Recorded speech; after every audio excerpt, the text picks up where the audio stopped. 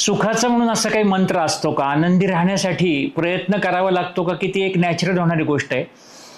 बऱ्याचदा रोजच्या जगण्यामध्ये हसणं काय असतं, आनंद काय असतो, सुख काय असतं, हे आपल्याला त्याच्याविषयी एक जाणीव नसते, असं बऱ्याचदा लक्षात येतं. दुःख नसणं म्हणजे आयुष्य सुखामध्ये चाललंय का? म्हणजेच आयुष्यामध्ये आनंद आहे का?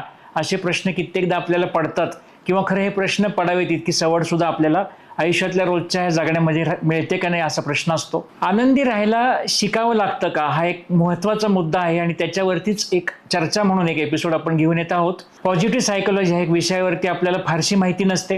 कित्येकदा आपण सायकोलॉजी विषयाकडे अशाने पाहतो की आयुष्यात काहीतरी संकट आलं, दुःख आलं, तर त्यासाठी कोणाशी तरी बोलायचं किंवा काहीतरी त्या पद्धतीने पुस्तकं वाचायची आणि आता त्या प्रॉब्लेममधनं आपण बाहेर पडलो म्हणजेच आता आपलं बरं चाललंय अशापर्यंत आपण थांबतो. म्हणजे संख्या रेषेवरती जर -5 वर असू तर ते शून्यावर आलं म्हणजे सगळं चांगलं चाललंय का असं आपण त्याला समजतो. पण या शून्यावरून पुढे जाण्याचा काही प्रवास असतो का? पुढे जाण्यासाठी 1, 2, 3, 4, 5 असं जाण्यासाठी आपल्याला काही प्रयत्न करावे लागतात का? म्हणजेच पॉझिटिव्ह सायकोलॉजीमध्ये याविषयी काही सांगितलंय का? त्याचं काही खास एक मॉडेल आहे का?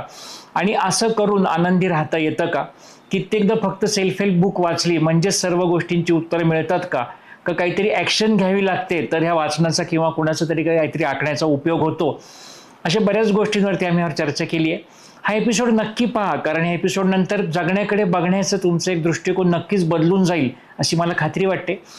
कारण कित्येकदा काय होतं की आनंद काय असतो हे आपल्याला दुसऱ्याकडे बघितल्यानंतर कळतं. आपण दुसऱ्याच्या आयुष्यामधील आनंद किंवा दुसऱ्याच्या आयुष्यामधील प्रॉब्लेम्स ह्याविषयी जितकं जास्त पाहतो तितकं आपण आत ओढून स्वतःकडे पाहतो का? स्वतःच्या सुखदुःखांविषयी आपल्याला तेवढा अवेअरनेस असतो का? हे प्रश्न या एपिसोडमध्ये नक्की चर्चिले गेलेत आणि यातून याची उत्तरं मिळण्यासाठी नक्कीच तुम्हाला एक मार्गदर्शन मिळेल अशी खात्री वाटते. पॉझिटिव्ह सायकोलॉजीमध्ये काम करणाऱ्या सायकोलॉजिस्ट अनया निसाळ आपल्याकडे स्टुडिओमध्ये या एपिसोडच्या निमित्ताने आल्या आणि आम्ही अतिशय एका इन्फॉर्मल पद्धतीने गप्पांच्या स्वरूपामध्ये हा एपिसोड शूट केलाय, जो लवकरच आपल्या जगण्यातील काहीमध्ये येतोय.